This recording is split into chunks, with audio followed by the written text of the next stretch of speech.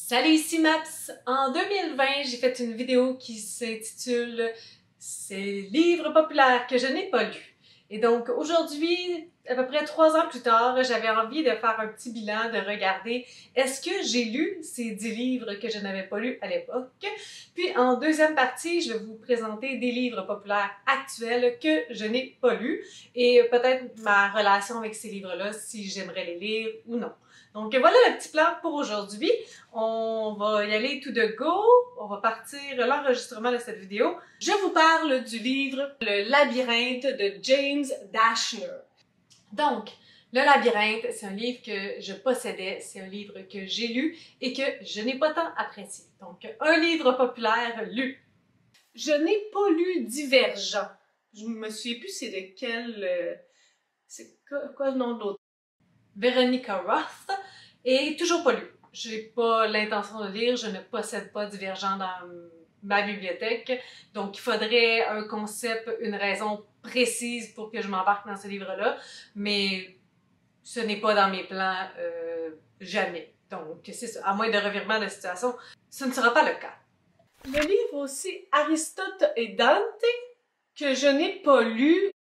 Toujours pas lu, je l'ai eu dans ma bibliothèque vraiment longtemps, là, plusieurs mois, je l'ai ramené à la bibliothèque, je l'ai reloué, et encore, il y a quelques jours, je pensais justement à quel point ça serait une belle lecture d'été, puis j'avais envie de le relouer. Donc, non, je ne l'ai pas lu, mais j'ai vraiment envie de le lire. Donc, toujours juste un livre populaire lu sur 3. On s'en va encore avec un ouvrage épique qui a marqué l'histoire des gens, la vie, l'imaginaire, et oui, le Seigneur des Anneaux. Bon, celui-là un peu, c'est la même raison, la même situation, donc je n'ai pas lu Le Seigneur des Anneaux, je doute que ça serait un livre qui me plairait, donc je n'ai pas du tout... l'idée, je n'ai pas dans l'intention de lire ce livre-là et ça va sûrement rester ainsi à moins que ça se passe quelque chose, mais j'ai pas mal l'impression que ce sera un livre que je DNF'rais parce que j'ai entendu dire que les 100-200 premières pages sont vraiment très descriptives et juste passer ça, ça va être l'enfer pour moi, donc non, toujours pas lu. Celui-là, je sais pas comment on va réagir à ça, au livre Autant on emporte le vent, de Margaret Mitchell, toujours pas lu non plus, j'ai pas de raison pour le lire, donc je l'ai pas lu. Est-ce que j'ai un intérêt pour le lire? Plus ou moins. Encore une fois, je pense qu'il faudrait qu'il y ait un concept, qu'il y ait de l'engouement autour de ce livre-là, des gens proches de moi, puis là, ça pourrait faire en sorte que je le lise, mais sinon, ça va rester non lu pour longtemps, si c'est pas toujours. Il y a une youtubeuse anglophone qui n'aimerait pas du tout m'entendre dire cela. Mais je n'ai jamais lu Alice au Pays des Merveilles. Chose faite, cette année, avec Sylvain, on a lu des classiques de la littérature enfantine. Donc, on a lu Alice au Pays des Merveilles, Le Magicien d'Oz et on a lu Le Jardin secret. Et malgré tout, malgré cette découverte de 3 classiques, on n'a pas apprécié Alice, on n'a pas aimé ça. Puis en plus, moi, je l'ai pas lu en roman, je l'ai lu en BD. Ben, c'était pas une BD, mais il y avait comme un petit peu de graphique, là, un petit peu de dessin à l'intérieur, puis c'était très, très épuré, tout ça. Non, c'était pas pour nous, on n'a pas compris grand-chose, puis on n'a pas apprécié. Donc, lu, mais foin. Donc, on ne peut pas dire que je n'ai pas lu du tout l'œuvre de Stephen King. Disons que je n'ai pas lu une de ses œuvres qui est la plus popularisée, la plus populaire, It. Ça, le ça. Je n'ai pas lu ça et je ne considère pas lire ça.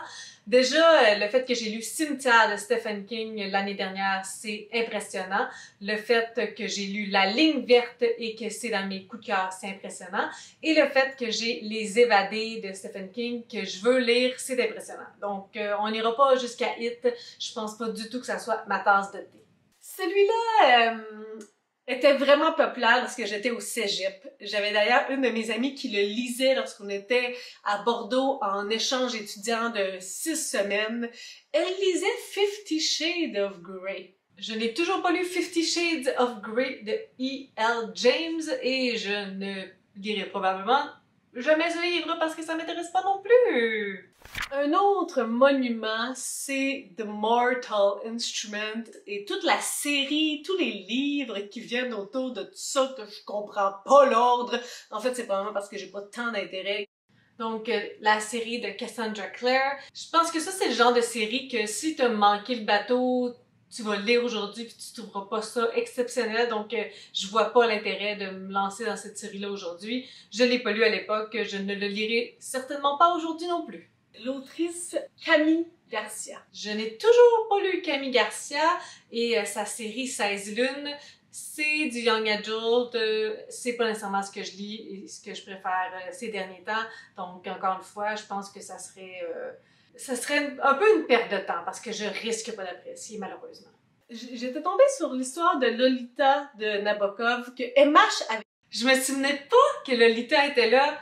Eh bien, vous savez peut-être pas encore, que j'ai essayé de lire Lolita et que je l'ai abandonné. Donc, techniquement, c'est un essai, mais c'est un échec parce que je n'ai pas réussi à terminer ce livre-là. J'ai lu à peu près 50 pages. Mais je me souvenais pas que Lolita était là. Ça aussi, je suis pas trop certaine de ce que j'avais fait parce qu'il me semble que j'avais lu un Percy Jackson. Faudrait que je regarde dans mon goût. Je n'ai pas lu cette série-là. Encore une fois, je pense que j'ai manqué le bateau. J'ai entendu dire quand même que c'était une bonne série, mais je pense pas que j'aurais autant de plaisir à lire Percy Jackson aujourd'hui que si je l'avais lu à l'époque. Donc, pas lu pour Percy Jackson.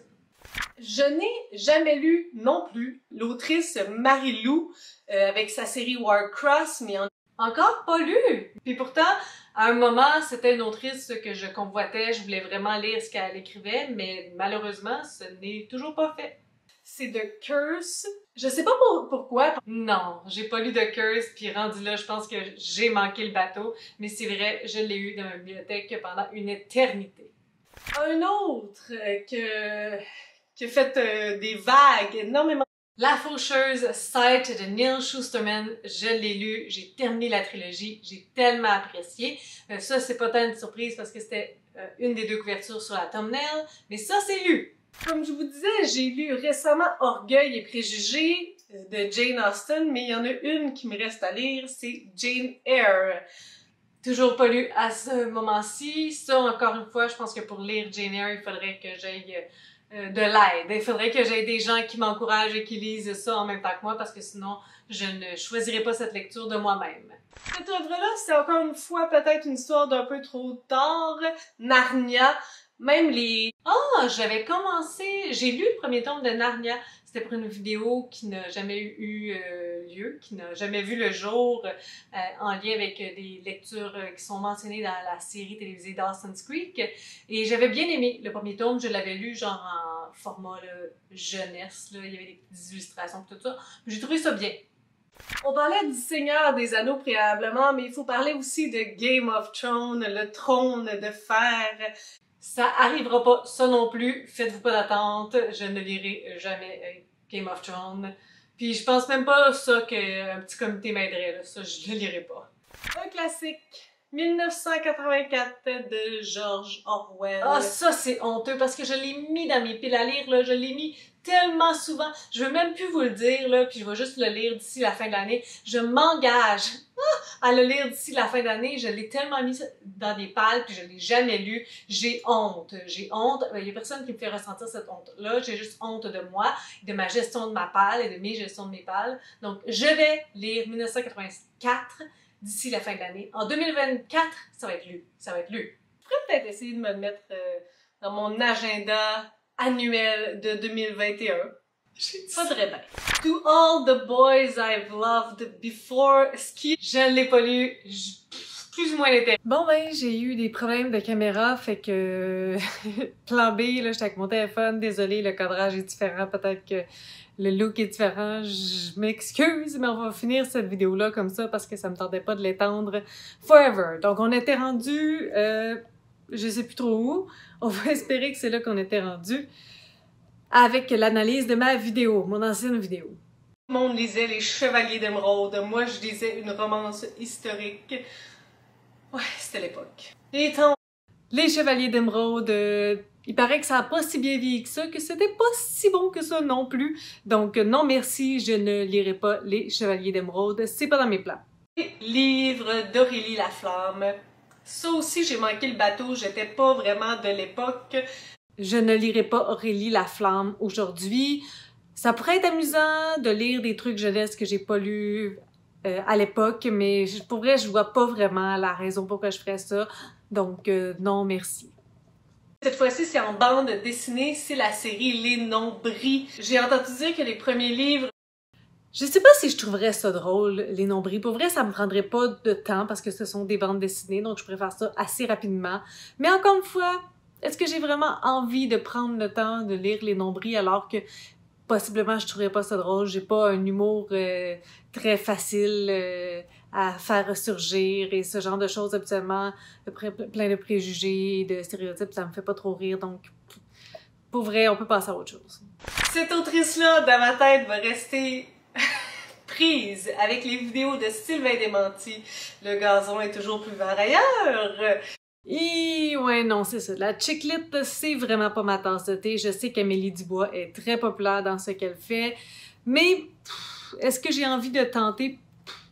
Peut-être qu'un jour, je ferai quelque chose, un genre de vlog, je trouve la chick-lit qui pourrait me plaire, mais est-ce que ça serait celle d'Amélie Dubois? Permettez-moi d'en douter. Mais si vous avez vu ma pile à lire du mois de novembre, j'ai décidé d'y ajouter Elle.com de Patrick Sénécal. Donc, au moment où vous voyez cette vidéo-là, je devrais l'avoir commencé si je suis pas en retard dans mon planning, puis espérons que non. Donc, Elle.com, je l'ai lu pour l'anniversaire d'Annie-Claude, encore une page. Donc ça, c'est lu. Un autre roman que je ne pourrais plus dire que je n'ai pas lu et qui me fait ma foi vraiment peur, puis là je filme cette vidéo puis je le commence demain matin, c'est Le Plongeur de Stéphane Larue. J'ai entendu... Je l'ai lu, tout est correct, je l'ai lu. J'avais bien aimé quand même, l'atmosphère, l'ambiance reste imprégnée longtemps. Ma vie de gâteau sec, avec il y a 3 tomes maintenant, il y a un 3e tome. Je dirais peut-être l'autrice Rosemée Automne T. Morin. J'ai ce livre-là depuis quelques années déjà dans ma pile à lire. Je sais pas pourquoi je le passe après les autres, mais j'aimerais ça le lire. Je l'ai lu. Bon, ben finalement, ben c'est sûr qu'il y en a beaucoup que j'ai pas lu parce que c'était pas mon objectif préalablement de les lire. Mais là, avec tout ça, je me suis demandé, là, aujourd'hui, est-ce que je suis encore dans la vague de ce qui est hip, de ce qui est hop? Est-ce que je lis ce qui est populaire sur TikTok? Et bon, la réponse c'est... Tu fais pas l'effort, donc probablement non. Mais j'ai regardé ça, j'ai fait une petite liste là, de ce qui est populaire, puis je vais vous dire ce que j'en pense. Donc, ce qui est très populaire ces derniers temps, c'est l'autrice Colleen Hoover. Et si vous êtes sur ma chaîne depuis un petit bout, au début de ma chaîne, j'ai lu beaucoup de Colleen Hoover. Encore à ce jour, c'est l'autrice dont j'ai lu le plus de livres avec 17 livres. Donc pour ça, je suis, ma foi, dans la vague, mais en fait, je suis pas dans la vague parce que c'est pas ça que je lis aujourd'hui, puis j'ai pas le désir de retourner à son écriture. Je sais qu'elle fait des ouvrages qui sont faciles à lire, des page-turners, il y a beaucoup de rebondissements, de revirements de situation, puis ce sont des éléments qui me plaisent. Mais pour vrai, ça me tente pas de retourner à Colleen Hoover. J'ai vécu cette passe young adult, je vois les gens lire ça aujourd'hui, puis je suis comme « Ah, le bon vieux temps », mais ça me tente pas d'y retourner. Donc, dans ce qui est très populaire, je vous dirais qu'il y en a quelques-uns de Colleen Hoover que j'ai pas lus parce qu'ils n'étaient pas tous publiés à l'époque, puis je ne les ai pas tous lus. Il y a Verity, que je n'ai pas lu. Reminder of Him. Heart Bones, que je n'ai pas lu. Il y en a d'autres, mais dans les plus populaires que j'ai vus sur le site d'Indigo, recommandés par TikTok, il y avait ces 3-là. Puis, ben, dans ceux qui sont populaires et que j'ai lus, il y a Too Late. Et pour vrai, là, je vous propose, je vous dis, je vous conjure de ne pas lire ce livre-là. C'est trash, c'est dégueulasse, c'est des viols à chaque page, c'est trop trash. Colleen Hoover, ce que j'ai trouvé de cette autrice-là, lorsque je l'ai lue il y a une couple d'années, c'est que je trouvais qu'elle allait dans différents thématiques, qu'elle allait ailleurs à chaque À chaque fois qu'elle écrivait un livre, qu'elle allait par exemple dans la littérature, dans le film, dans un genre de thriller, dans une romance, tu sais, elle essayait de se réinventer un petit peu, puis ça, je trouvais ça louable. Mais pour vrai, Too Late, là, elle a essayé d'être trop trash, et c'est juste pas consommable, c'est pas bon du tout. Donc pour vrai, là, lisez ce que vous voulez de Colleen Hoover, mais laissez passer Too Late. Dans le temps, j'avais beaucoup aimé It Ends With Us, qui a eu comme une petite controverse parce que les gens disaient que le traitement de la violence conjugale n'était pas bien fait, puis là, ça faisait des années que je l'avais pas lu, donc j'ai comme enlevé ma vidéo sur YouTube parce que je savais pas si aujourd'hui je penserais la même chose. Mais il y a quelques personnes, Sylvain Dementi et Kimi, Hello Kimi, qui l'ont lu, puis ils disaient que c'était correct. Donc bon, je sais pas ce qui s'est passé. Par contre, j'ai pas lu la suite de It Starts With Us qui a été publiée tout récemment. Ugly Love, j'avais bien aimé à l'époque. Never Never, grosse déception avec le plot twist de la fin. Oh non, oh non, oh non. November 9 aussi, j'ai eu une grosse déception. Il y a quelque chose que je trouve pas crédible du tout dans la twist de la fin. Donc en tout cas, ça c'est mes petites critiques sur les livres de Colleen Hoover. Mais en tout cas, outre It Ends With Us, toutes mes vidéos sont encore là. À vos risques et périls. Mais là, dans ceux que je n'ai pas lus qui sont très populaires, bon là, récemment, on entend parler de Fourth Wing. C'est bien dur à dire ça, Fourth Wing. Je l'ai vu passer beaucoup. Aucune idée de quoi ça parle. Est-ce que j'ai envie de le lire? Je ne sais pas. Red, White and Royal Blue. Celui-là, il a été traduit en français de Casey McQuiston. Elle a plusieurs livres, j'en ai lu aucun de cette personne, mais j'aimerais bien lire ce livre-là, probablement récemment, prochainement, pas récemment, mais bientôt, je voudrais lire ce livre-là. Emily Henry, c'en est une autre autrice dont on entend beaucoup parler, puis j'ai rien lu de cette autrice-là. La raison principale, c'est qu'il n'y a rien de traduit pour le moment, ou en tout cas rien à ma bibliothèque. Donc, éventuellement, je risque de tester cette autrice qui semble plaire vraiment beaucoup. Il y a eu la série de Inheritance Games de Jennifer Lynn Barnes, que je n'ai pas lu, que j'ai entendu parler beaucoup. Possiblement que ça pourrait me plaire, mais je ne ressens pas l'appel. La série de Cruel Prince de Holly Black, on en a-tu entendu parler de cette série-là? Je ne l'ai pas lue. Il y avait comme des trucs bizarres là, à propos du protagoniste masculin, l'intérêt amoureux d'une queue ou quelque chose comme ça. En tout cas, je suis pas sûre. De Madeline Miller, il y a The Song of Achilles, puis Circe, puis ce sont deux livres, surtout Circe, je pense que j'ai vraiment voulu lire, mais malheureusement, je ne les ai pas priorisés. Un qui est assez récent là, en termes de popularité, c'est Tomorrow and Tomorrow and Tomorrow de Gabrielle Zevin. Celui-là, je pense qu'il pourrait me plaire. Encore une fois, il n'est pas traduit, mais lorsqu'il va l'être, je vais essayer de me mettre la main dessus. Avec la saga de Hunger Games, il y a eu le prequel de Ballad of Songbirds and Snakes. Il est traduit. Je sais pas si ça me tente de retourner dans cet univers-là, mais tu sais, j'ai entendu des bons commentaires. A Little Life, je ne l'ai pas lu. Il paraît que c'était juste la souffrance pour la souffrance. Je sais pas si ça me tente tant que ça. De Hailey Hazelwood, elle a plusieurs ouvrages, entre autres Love on the Brain et Love Hypothesis. J'ai rien lu de cette autrice-là non plus. Babel, je ne l'ai pas lu. Je suis pas sûre que j'aimerais ça non plus. J'ai pas lu les Heartstopper, mais il me semble que je vous l'ai déjà dit, mais la petite anecdote, c'était lorsque j'étais allée faire un tour pendant l'été, il y a 3 ans, chez Max Booking, il y avait Heartstopper, puis je l'avais commencé, mais j'avais pas le temps de le finir, là. Il était en train de faire quelque chose, puis c'est ça. Puis là, moi, je l'avais commencé. Je suis certaine que j'aimerais ça, mais je l'ai pas lu. Puis là, tout le monde en a entendu parler, là. Vous seriez juste comme en train de regarder ma critique de parler de Heartstopper, à quel point j'aimais ça, puis vous seriez juste comme... OK. Fait que au pire, si je le lis, je vous le dirai pas. Pour ce qui est de Taylor Jenkins Reid, j'ai lu quelques trucs d'elle. Pour l'instant, il me reste Malibu, Rising et Carrie Soto que j'aimerais lire. J'ai vu à ma bibliothèque que Malibu Rising s'en vient en français. Donc ça, c'est une bonne nouvelle. Je vais pouvoir le lire après ça. Et The House in the Cerulean Sea de T.J. Klune. J'ai entendu des super mauvaises affaires sur T.J. Klune, puis l'origine, ou en tout cas la perception de cette histoire-là. Donc on dirait qu'à toutes les fois que je le vois, je cringe un petit peu. Possiblement que c'est une histoire que j'aimerais, mais je veux pas tenter à cause des commentaires que j'ai entendus. Donc voilà pour les livres populaires. J'en ai pas lu beaucoup depuis 3 ans, en tout cas pas de cette liste-là, et ça n'a pas vraiment l'intention de changer. Mais pour ce qui est des livres populaires actuellement, il y a quand même une couple de trucs qui m'intéressent, mais moi puis la popularité, ça fait pas un. Donc je vais laisser vaguer ces choses-là, puis on verra si ces livres-là m'interpellent ou s'il y a une occasion spéciale, spécifique pour les lire. Sinon, ben ça se pourrait que dans 3 ans, si je refais un bilan, un update de cette vidéo-là, qu'il n'y ait pas grand-chose qui a été lu, malgré tout.